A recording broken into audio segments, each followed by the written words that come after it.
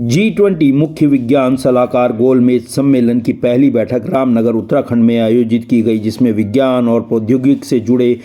पारंपरिक हित के वैश्विक मुद्दों पर गहन चर्चा हुई। G20 CSAR भारत की G20 अध्यक्षता के तहत एक प्रमुख कार्यक्रम है, जिसका नेतृत्व भारत सरकार के प्रधान वैज्ञानिक सलाहकार का कार्यालय कर रहा है। इस दौरान बेहतर रोग नियंत्रण और महामारी की बेहतर तैयारी के लिए वन हेल्थ में अवसर विषय के तहत महामारी को ध्यान में रखते हुए सशक्त, अनुकूल और समय पर कार्रवाई के लिए महामारी से जुड़ी तैयारी की योजना, मनुष्य, पशुधन और वन्य जीव के लिए एकीकृत रोग निगरानी तंत्र, वन हेल्थ के रोग के लिए अनुसंधान विकास का रोड मैप तथा विश्लेषण में निवेश और डेटा मानक आदि पर चर्चा हुई। विशिष्ट वैज्ञानिक ज्ञान तक पहुंच का विस्तार करने के वैश्विक प्रयास का समन्वय विषय के तहत निःशुल्क, तत्काल और सार्वभौमिक पहुंच सुविधा, पत्रिकाओं का ग्राहक शुल्क और उनके द्वारा लगाए जाने वाले निबंध प्रसारण शुल्क को कम करना, अंतर्राष्ट्रीय ज्ञान भंडार अभिलेखागार के साथ राष्ट्रीय ज्ञान भंडार के लिए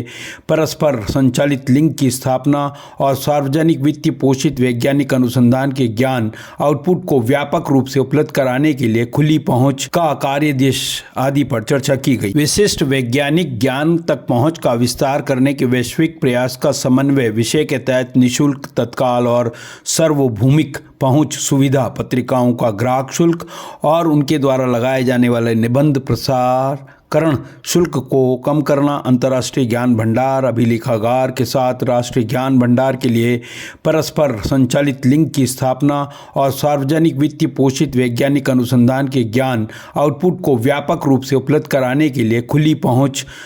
का कार्यदेश आदि पर चर्चा की गई। चौथे सत्र में समावेशी, सतत और कार्य उन्मुख वैश्विक विज्ञान एवं प्रौद्योगिकी नीति संवाद के लिए एक संस्थागत व्यवस्था की आवश्यकता पर चर्चा हुई। इस बात पर सहमति बनी कि वैज्ञानिक सलाहकार साक्ष्य संचालित विज्ञान सलाह प्रदान करने के नीतिगत विकल्पों को स्वरूप देने में महत्वपूर्ण भूमिका निभाते हैं और सहयोग तथा संवाद की भावना के साथ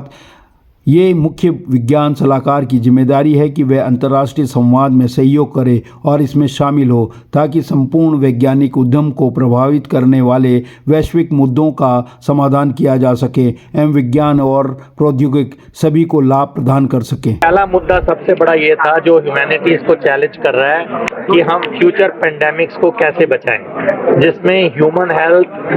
लाइफ स्टॉक जो हमारे अपने पशु हैं और वाइल्ड लाइफ एनवायरनमेंट, इनको मिला के हम ऐसा बनाएं कि एक मिल के प्रोग्राम बने जो सारी कंट्रीज एक दूसरे से कोऑपरेट करें और उसमें सर्वेलेंस मैकेनिज्म हो, नई वैक्सीन का इजाद कैसे होगा, क्या इसमें हमें रखना पड़ेगा, एसएनटी इंटरवेंशन सब हो रहा है। दूसरा मुद्दा था कि जो साइंस है इसको हम क्या जन भागीदारी बनाएं। इसको जन भागीदारी के लिए हमें बहुत कोशिश करनी पड़ेगी और सारी कंट्रीज इसके लिए उत्सुक हैं कि इसको जन भागीदारी बनाया जाए। तीसरा मुद्दा था कि जो हमारी डाइवर्सिटी है, जो इक्विटी, सबको इक्वल मिले मौका और सभी इंक्लूडेड हो, इंक्लूजन हो और एक्सेसिबिलिटी हो, इसको लेकर हमारे क्या